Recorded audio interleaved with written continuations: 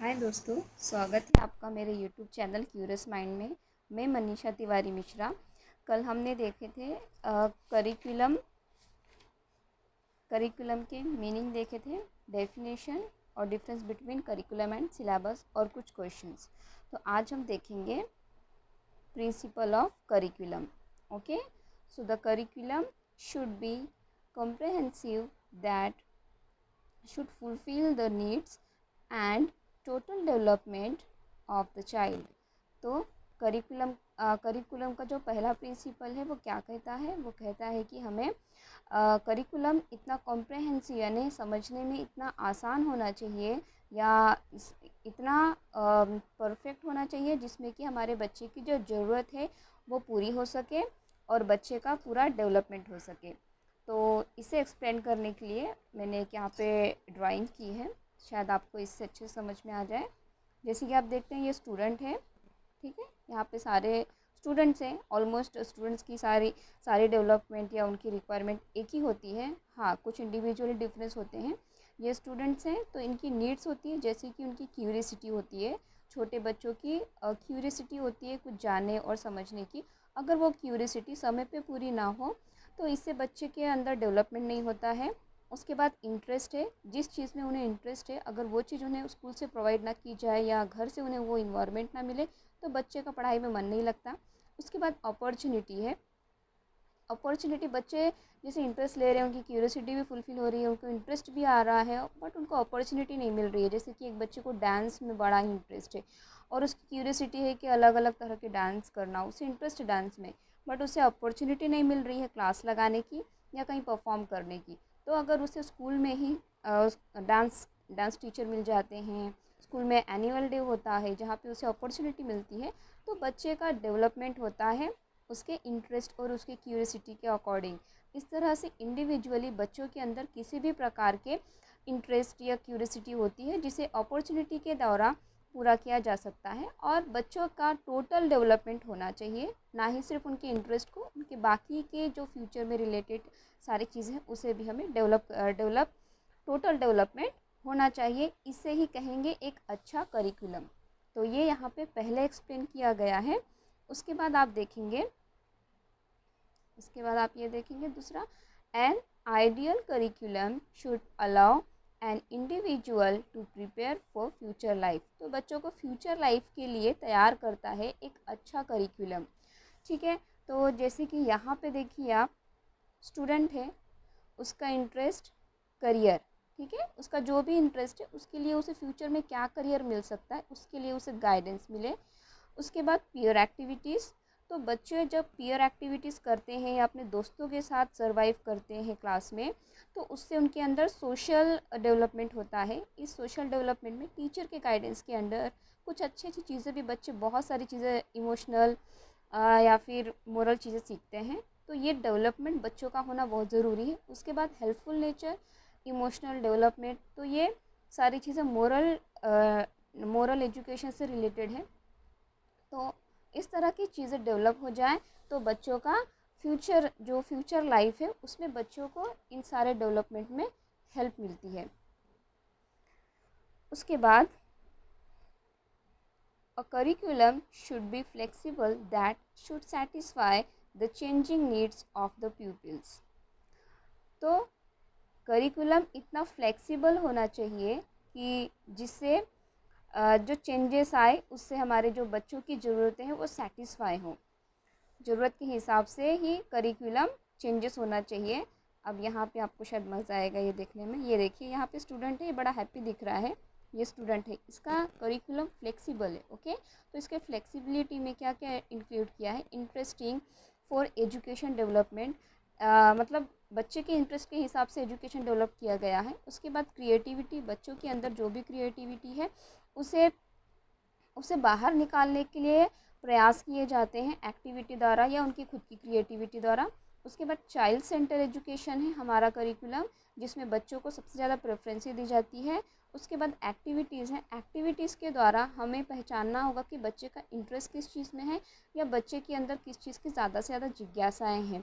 उसके बाद technological development, जैसे कि सोशल मीडिया है और अभी तो कोरोना पेंडेमिक में ऑनलाइन क्लासेस शुरू हो रही हैं, प्लस टेक्नोलॉजी, कंप्यूटर की नॉलेज, ऐसी बेसिक चीज़ें बच्चों के अंदर ज़रूरत है, अब आज की ज़रूरत है कि ये बच्चों के अंदर डेवलप हों। तो बच्चा क्या है, हैप्पीली स्कूल आएगा और वो पढ़ाई में इंटरेस्ट भी लेगा। लेकिन अगर सोचिए कि रिजिड है करिकुलम, बिल्कुल फ्लेक्सिबल नहीं है, चेंजेस अडॉप्ट नहीं कर रहे हैं, तो क्या होगा, बच्चा स्कूल आने से डरेगा, वो उदास रहेगा। सबसे पहला फ़र्क ये पड़ेगा कि बोरिंग आफ्टर सम ईयर्स, मतलब सेम सिलेबस रहेगा तो सेम करिकुलम रन करते रहेंगे 10 साल तक, तो वो बोरिंग हो जाएगा कुछ सालों के बाद। Limited activities which not required now, ऐसी एक्टिविटीज़ को ऐड किया जाएगा जो कि आज के जनरेशन में फिट नहीं बैठेंगी। जैसे कि पहले टीचर सेंटर होता था एजुकेशन, जिसकी वजह से बच्चे का कोई विकास नहीं हो पाता था। अगर आज भी उस चीज़ को अप्लाई करेंगे तो ये बिल्कुल भी रिक्वायर्ड नहीं है आज के लिए। लेस टेक्नोलॉजी डेवलपमेंट, तो बच्चे के जो आज की जो टेक्नोलॉजीज़ हैं वो डेवलप ही नहीं हो तो बच्चा पढ़ाई में इंटरेस्ट ही नहीं लेगा, वो दुनिया से बाहर हो जाएगा और उसे कुछ मज़ा नहीं आएगा। उसके बाद टीचर सेंटर, अगर करिकुलम रिजिड है और टीचर सेंटर फॉर्मूले को ही यूज़ कर रहा है, बच्चा बैठ के सिर्फ टेबल्स लर्न कर रहा है, टीचर्स को सुना रहा है, इतने में ही उसका डेवलपमेंट नहीं होगा। इसलिए करिकुलम क्या होना चाहिए, फ्लेक्सिबल होना चाहिए, जिसमें बच्चे की हर एक इंडिविजुअली डेवलपमेंट के बारे में सोचा जाए। उसके बाद देखेंगे, a curriculum should B child centered, should take into consideration the needs, interest, capacities, attitudes, aptitudes of the students। तो यहाँ पे देखेंगे चाइल्ड सेंटर एजुकेशन क्या होता है।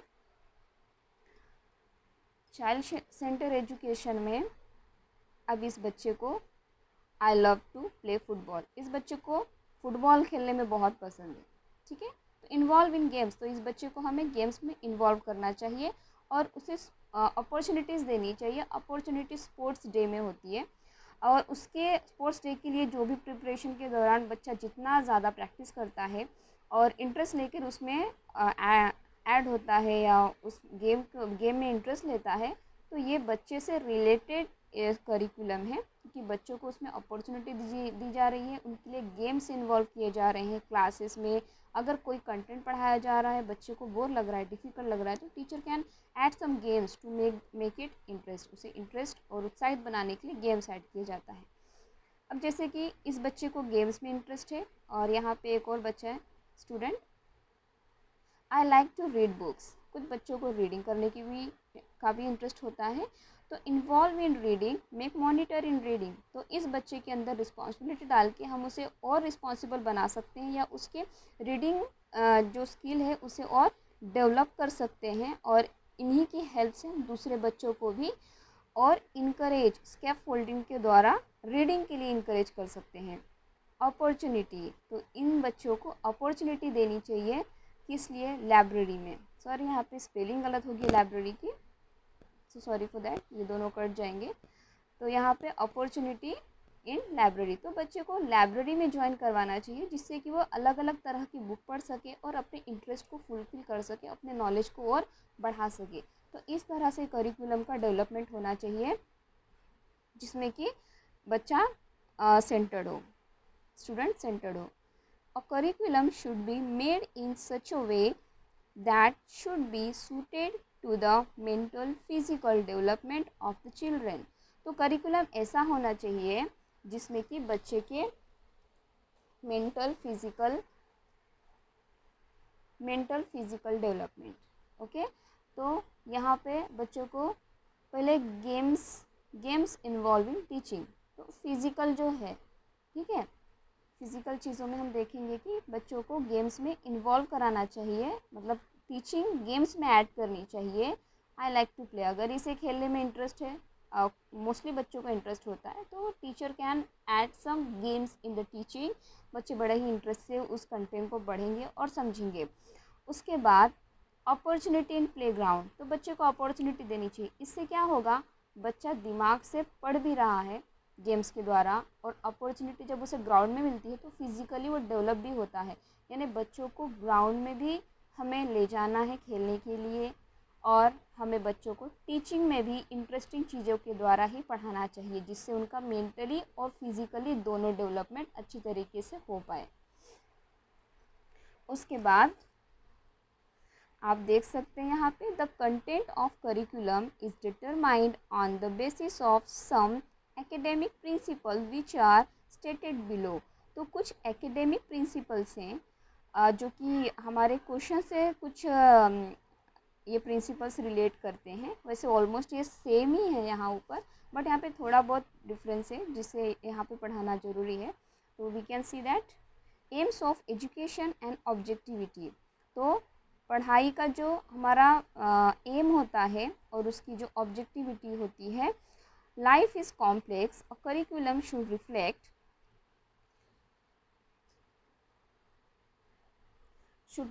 the complexities of the life. In other words, in framing the curriculum, one should take into consideration the aims and objectivity of education. तो जो हम लाइफ इज़ कॉम्प्लेक्स, ठीक है, लाइफ हमारी इजी नहीं है और उस हिसाब से हमारे करिकुलम को बनाना चाहिए। कॉम्प्लेक्सिटीज़ ऑफ लाइफ, जो लाइफ की जो चैलेंजेस है, बच्चे उस चीज़ को बियर कर सकें, बच्चे उस चीज़ के लिए अवेयर रहें, इस तरह के करिकुलम को हमें प्रेफर करना चाहिए। ऐसा नहीं है कि बच्चे सिर्फ प्रॉब्लम्स को ही फेस करें, बच्चे उस प्रॉब्लम को कितनी अच्छी तरीके से डील कर सकते हैं, इसका भी एजुकेशन उन्हें स्कूल से करिकुलम के द्वारा मिलना चाहिए। Child centric principle, the curriculum should be framed according to the actual needs, interests and capacities of the child. That means a curriculum education is child centered. इसके बारे में हम पढ़ चुके हैं कि बच्चों की नीड और इंटरेस्ट और उसकी कैपेसिटी के हिसाब से हमें वैल्यू देना चाहिए, उसे पढ़ाना चाहिए। Principles of civic and social needs. तो करिकुलम का जो थर्ड प्रिंसिपल है, civics and social needs. Man is a social being, he lives in the society, the child develops in the society. Modern education aims at both development of the individuality of the child as well as the development of the society. तो बच्चों का जो बच्चे social में ही, society में ही हमारे उनका development होता है, उस हिसाब से उनकी जो भी नीड्स होती है सोसाइटी के हिसाब से उसे डेवलप करना चाहिए। क्या क्या होती हैं हमारी रिक्वायरमेंट सोसाइटी की, कि बच्चा वेल सिटीज़न बने, अपने करियर में आगे बढ़े, दूसरों के लिए अच्छा फैसिलिटेटर बने, सोसाइटी में कुछ अच्छा काम कर सके, ओके, अपने घर की ज़िम्मेदारी उठा सके, एज अ सिटीज़न वो अपनी उस जिम्मेदारी को भी निभाए। ये हमारे करिकुलम की रिस्पॉन्सिबिलिटी है कि बच्चे को हम सोशल नीड के लिए फुलफ़िल करें। तो मॉडर्न एजुकेशन किस चीज़ पे जोर दे रहा है, डेवलपमेंट पे जोर दे रहा है। इसको आप देख सकते हैं, modern education aims, okay, so development society, तो individual development, moral education, fulfil needs etcetera. तो मोरल इंडिविजुअल डेवलपमेंट में हम देख चुके हैं मोरल एजुकेशन कितना वैल्यूएबल है, जिसमें बच्चों की इमोशनल चीज़ों को फुलफ़िल किया जाता है। बच्चों को बहुत सारी ऐसी चीज़ें हैं जो सिखाई जाती है। एज एग्ज़ाम्पल, बच्चों के बड़ों की रिस्पेक्ट करना, चोरी नहीं करना, अपने दोस्तों की मदद करना, किसी के ऊपर ज़रा किसी की मजबूरी पे हंसना नहीं। इस तरह की जो छोटी छोटी सी चीज़ें हैं बच्चों को हम छोटी सी एज में सिखाना शुरू करते हैं, वो बड़े में काफ़ी यूज़फुल होती है।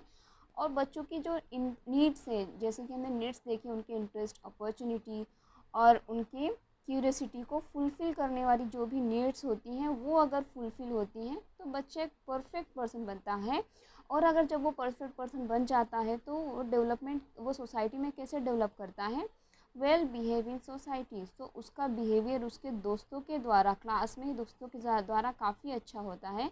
हम लैंग्वेज कंटेंट या सब्जेक्ट में देख सकते हैं कि मोरल एजुकेशन को ज़्यादा वैल्यू दी जाती है, और स्पेशली एक मोरल एजुकेशन की बुक भी आती है। और ऐसे कई सारे सब्जेक्ट हैं जिसमें मोरल एजुकेशन होता ही है, जिससे बच्चों के अंदर काफ़ी बिहेवियर में चेंजेस आते हैं। तो ये सारे चेंजेस करिकुलम का ही पार्ट है। तो ये समझ में आ गया, बच्चों का इंडिविजुअल डेवलपमेंट अगर अच्छा है तो बच्चा सोसाइटी में भी काफ़ी अच्छे तरीके से इन्वॉल्व होता है, जिससे सोसाइटी में किसी भी प्रकार की प्रॉब्लम नहीं आती है। बच्चा सोसाइटी के रूल्स को फॉलो करता है और जैसे बाकी लोग एक्सेप्ट करते हैं उसी तरीके से वो भी उस चीज़ को एक्सेप्ट करना शुरू करता है। After that we will see principle of conservation. Man has conserved experiences very carefully for better adaptability.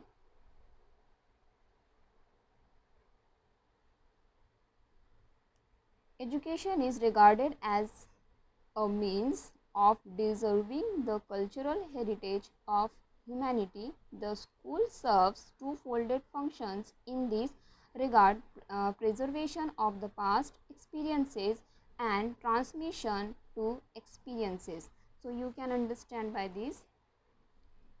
यहाँ हम देखेंगे कि पास्ट एक्सपीरियंस करिकुलम क्या करता है। हम लोग हमारे कल्चर में हम देखते हैं कि पास्ट एक्सपीरियंस को हम कंजर्व करते हैं और उसी एक्सपीरियंस को हम फ्यूचर के जो हमारे जनरेशन है उन पर ट्रांसफ़र करते हैं, चाहे वो कल्चर से रिलेटेड हो या मोरल एजुकेशन से रिलेटेड हो। इसी तरह से हम अपने सोसाइटी को डेवलप करते हैं। तो हम देख सकते हैं जैसे पास्ट एक्सपीरियंस, ओके, जैसे कि एक टीचर का पास्ट एक्सपीरियंस है या किसी बच्चे का पास्ट एक्सपीरियंस है, what mistake should do not, मतलब वो पास्ट एक्सपीरियंस से सीख गया है कि उस टाइम पे उसने क्या मिस्टेक किया था और अब उसे क्या मिस्टेक नहीं करनी है।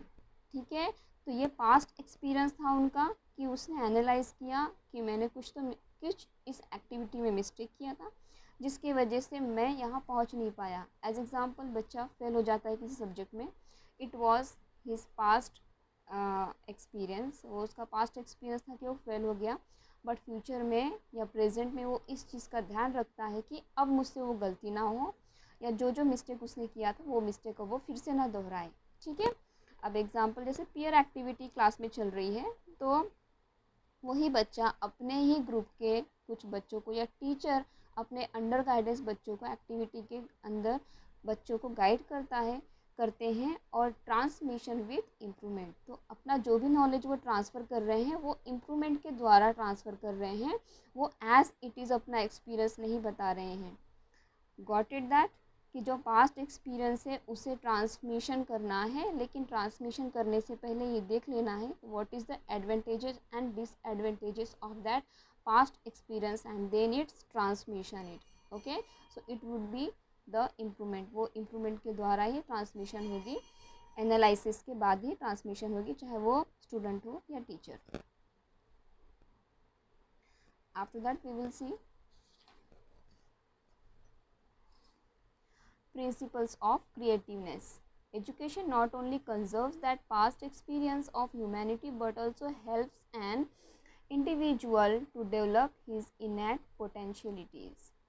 तो हाँ, हमारा सिर्फ पास्ट एक्सपीरियंस को एनालाइज करना है, पास्ट एक्सपीरियंस को ही बच्चों को देना नहीं होता है, हमें बच्चों की जो पर्सनल डेवलपमेंट होती है, उनके अंदर के जो पोटेंशियलिटीज़ होती है, उनकी एनर्जी होती है, उसे सही दिशा पे यूज़ करना ही हमारे करिकुलम का सबसे पहला काम होता है कि बच्चों के अंदर जो भी क्वेरीज़ हैं या कोई भी क्यूरियोसिटी है या उनके अंदर जिस चीज़ की एनर्जी है उस एनर्जी को सही दिशा पे यूज़ करके बच्चे का डेवलपमेंट करना है।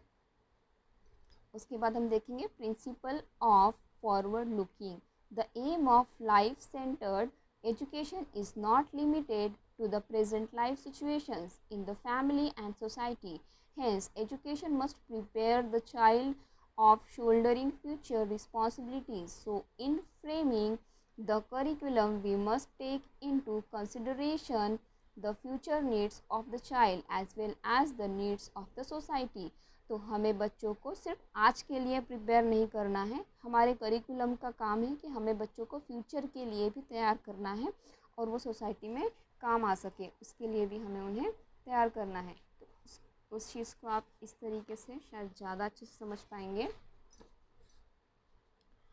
फॉरवर्ड लुकिंग, फ्यूचर के बारे में सोचना है, फ्यूचर रिस्पॉन्सिबिलिटीज़ देनी है बच्चों के अंदर, अकॉर्डिंग एज ये चीज़ होती है। और मैं जैसे अज्यूम कर रही हूँ कि बच्चा काफ़ी छोटा है, जैसे कि 5th 6th स्टैंडर्ड का बच्चा है, तो उसके लिए हम क्या कर सकते हैं, पहला उसका पर्सनल रिस्पॉन्सिबिलिटी होगी, personal responsible for his school work. तो बच्चे के ऊपर रिस्पॉन्सिबिलिटी डालनी चाहिए स्कूल के कामों की, छोटे छोटे काम उससे करवाने हैं, जैसे कि बुक कलेक्ट करना या अपने दोस्तों की हेल्प करना, या वो किसी अच्छे कोई उसके अंदर क्वालिटी है तो उस क्वालिटी को किसी और चीज़ में यूज़ करना।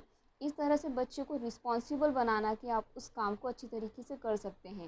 Then monitor at the class, तो बच्चे को, जैसे बच्चा रीडिंग में बहुत अच्छा है तो उसे रीडिंग मॉनिटर भी बना सकते हैं, जो कि वो बाकी बच्चों को मॉनिटर करके उनके अंदर की मिस्टेक्स को दूर करके अपने आप को भी वो सुधार सकता है।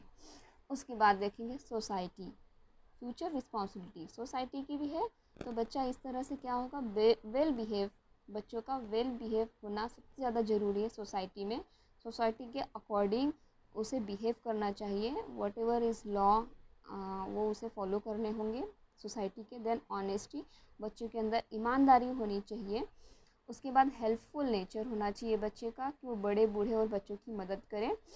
उसके बाद इमोशनल, बच्चा इमोशनली डेवलप होना चाहिए, उसके अंदर फीलिंग्स होनी चाहिए जिस वजह से वो अपने सोसाइटी में अच्छी तरीके से एक वेल ह्यूमन बीइंग के द्वारा बन सके। तो ये सारा काम हमारे करिकुलम का है, जो कि फॉरवर्ड लुकिंग है, जो कि बच्चों के फ्यूचर के बारे में भी सोचता है curriculum. Principle of preparation for living, the children should know the various activities of the environment around them and how these activities are enabling people to meet their basic needs of food, shelter, clothing, recreation, health and education। तो ये सारी चीज़ें हमें history, science, इस तरह की जो text books हैं उनसे हमें बच्चों को इंट्रोड्यूस कराना है कि food, shelter, clothing, recreation, health ये आपके लिए कितने ज़्यादा ज़रूरी है।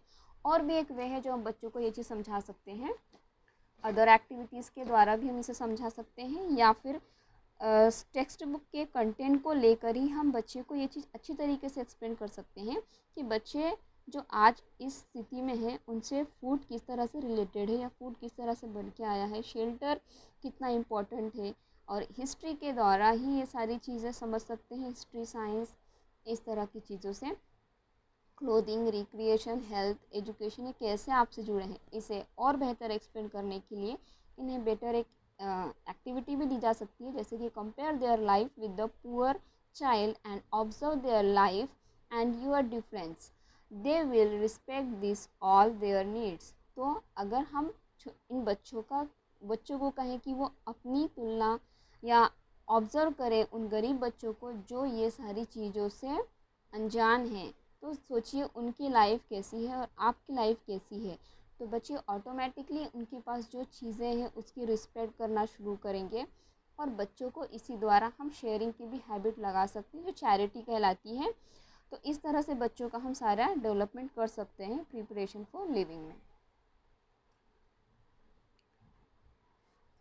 After that, principle of integration and correlation. Integration मतलब कि सारी चीज़ों का एक ही जगह पे समावेशन करना होता है, और कोरिलेशन एक दूसरे से रिलेट करना।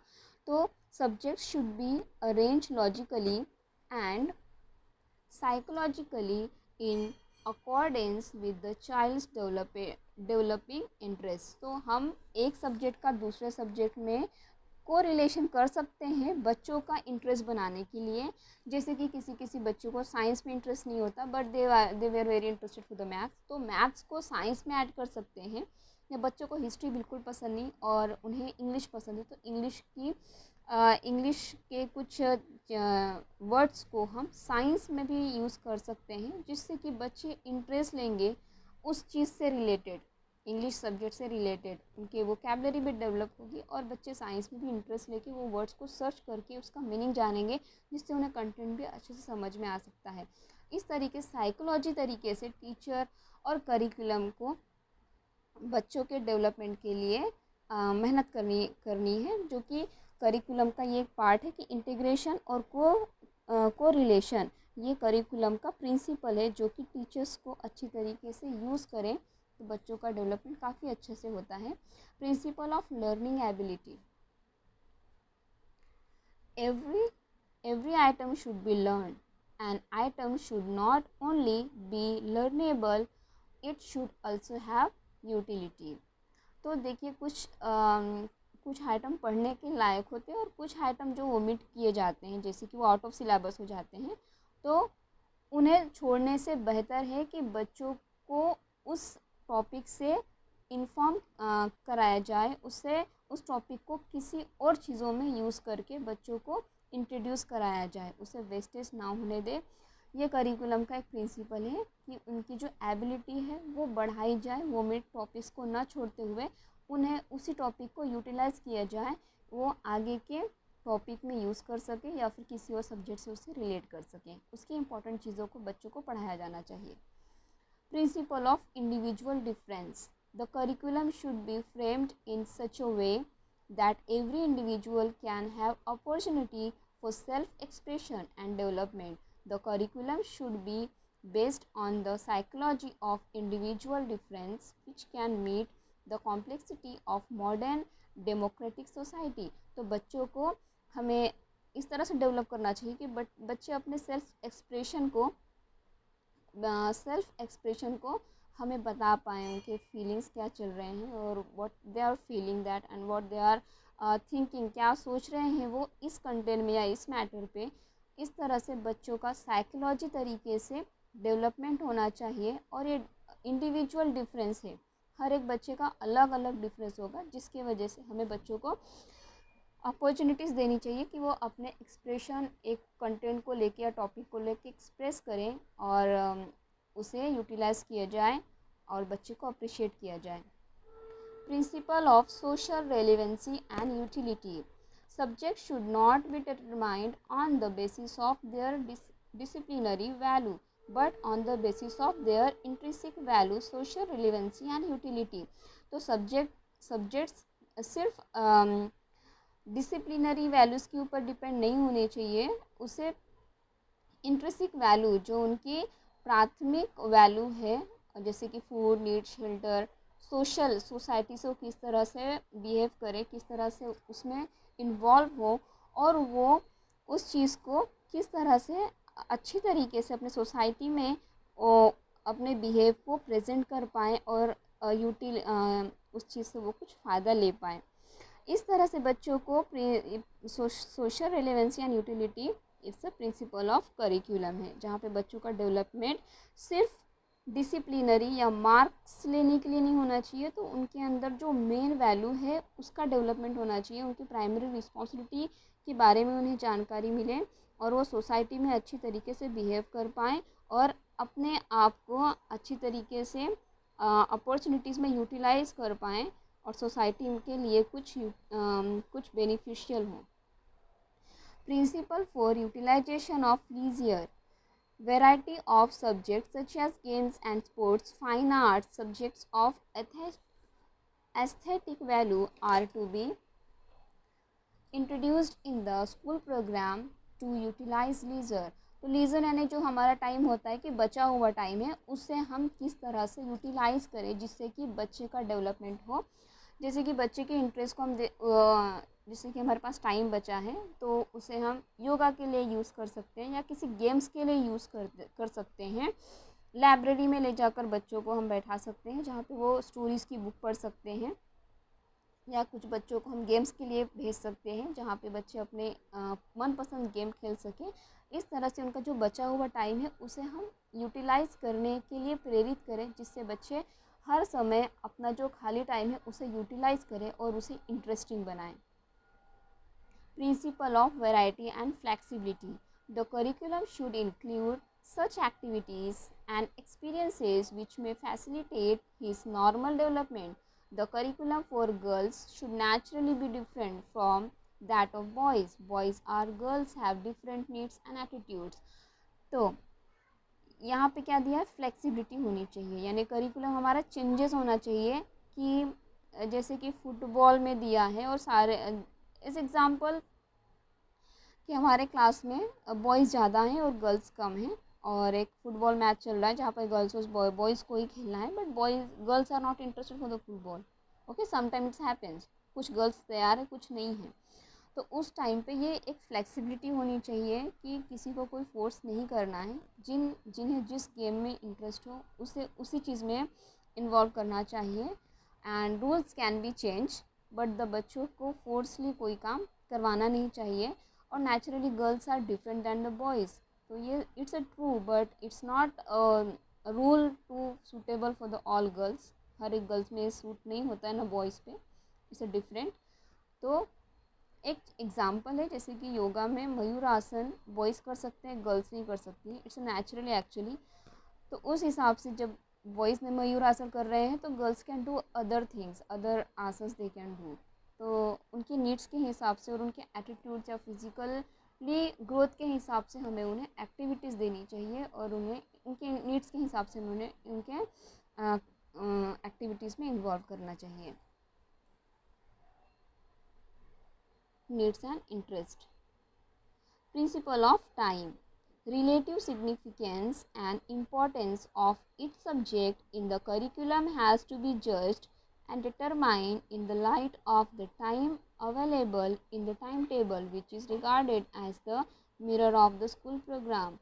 So whatever जो भी टाइम दिया गया है करिकुलम में जिस भी सब्जेक्ट के लिए, उसे यूज़ करना सबसे ज़्यादा ज़रूरी है, क्योंकि ये ऑलरेडी डिसाइडेड है कि time table is must for the each activity, subject and all. अगर इसे पूरे साल यूज़ करो तो हमारा स्कूल काफ़ी स्मूथली चलता है, बच्चों का डेवलपमेंट भी काफ़ी अच्छी तरीके से होता है। तो टाइम अगर हम मेंशन करते हैं कि हमें अदर एक्टिविटी को कितना टाइम देना है, इंग्लिश के सब्जेक्ट, एसएस, मैथ्स को कितना टाइम देना है, पर वीक कितना होना चाहिए, तो ये एक मिरर होता है कि जो हमारा करिकुलम है वो सही दिशा में जा रहा है या नहीं, या स्कूल में कोई प्रॉब्लम होने के तो चांसेस नहीं है। ये हमें एज अ मिरर के तौर पे दिख जाता है कि हमारा टाइम सही है या नहीं, and we can do the changes. हमें उसमें चेंजेस भी कर सकते हैं अगर करिकुलम सही दिशा में जा रहा है, और फ्लेक्सिबिलिटी तो करिकुलम ने प्रोवाइड की ही है, so we can do that also. So I hope कि आपको ये सारे प्रिंसिपल समझ में आ गए होंगे। And then next we will see the types of curriculum organization. ये भी काफ़ी इम्पॉर्टेंट टॉपिक है। अभी नेक्स्ट टाइम थोड़े कुछ अलग तरीके से पढ़ेंगे। तब तक के लिए goodbye. And if you like my channel so subscribe करिए, और अगर आपको अच्छा लगे तो लाइक भी करें, और अगर आपको बहुत ज़्यादा अच्छा लगे तो आप शेयर भी करें। I hope you got that. Thank you so much.